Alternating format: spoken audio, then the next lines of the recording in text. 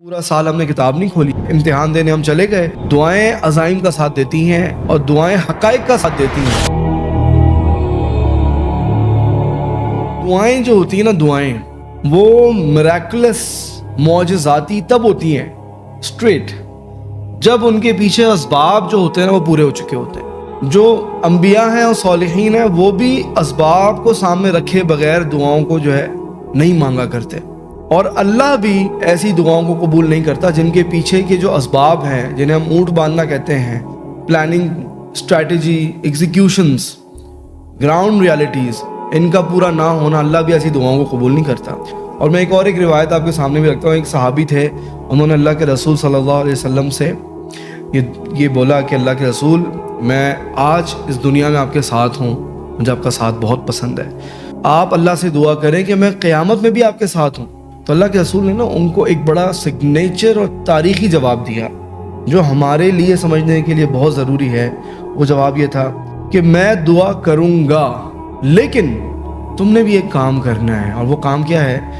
کہ تم کثرت سجود سے، مطلب بہت زیادہ عبادات، نمازوں سے،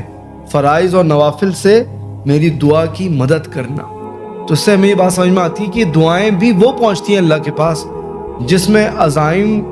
بڑے پختہ ہوتے ہیں، جس میں عمل بہت پختہ ہوتا ہے۔ تو آپ اور صحابہ بھی ہے نا اللہ کے رسول سے اس کو اس طرح سے بھی سمجھتے تھے کہ دعا توکل کا نام ہے، توکل کا ایک اور نام دعا ہے۔ اونٹ باندھنے والی جو روایت ہے کہ توکل کو سمجھنے کے لیے صحابہ نے کہا ہم اونٹ نہیں باندھتے اور ہم اللہ پہ توکل کر دیتے ہیں۔ تو اللہ کے رسول نے کہا نہیں صلی اللہ علیہ وسلم، پہلے تم اونٹ باندھو، مطلب سارے عزائم، اپنے اعمال، اپنے ایکشنز، اپنی ground realities, strategies, execution, planning, یہ سب چیزیں تم اپنی پوری کر لو، اس کے بعد پھر تم دعا کرو، توکل کرو۔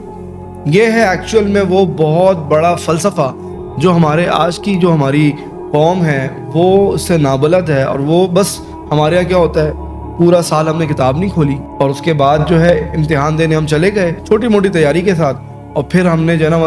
اپنی والدہ کو لگایا ہوا ہے، بہن کو لگایا ہوا ہے، فلاں کو لگایا ہوا ہے، جی دعا کرے، جی دعا کرے، کچھ بزرگوں کے ساتھ بیٹھے ہوئے کسی عالم دین کے پاس جا کے بس میرے لیے دعا کریں۔ دعائیں عزائم کا ساتھ دیتی ہیں اور دعائیں حقائق کا ساتھ دیتی ہیں۔ بغیر حقائق اور عزائم کے دعا جو ہے وہ اس طرح قبول نہیں ہوتی، الا ماشاء اللہ، اللہ سننے والا ہے۔ لیکن اللہ نے جو پیٹرن ہمیں سکھایا ہے، چاہے وہ معجزوں کا بھی کیوں نہ ہو، اللہ اپنی کائنات کو اور اس کے اندر جو جو معاملات ہیں ان کو پوری طریقے سے پکاتا ہے، اس کے بعد پھر کوئی جو دعا ہے پوری ہوتی ہے، اس کے بعد جو معجزہ ہے وہ آتا ہے، معجزے اس کے بغیر نہیں آتے۔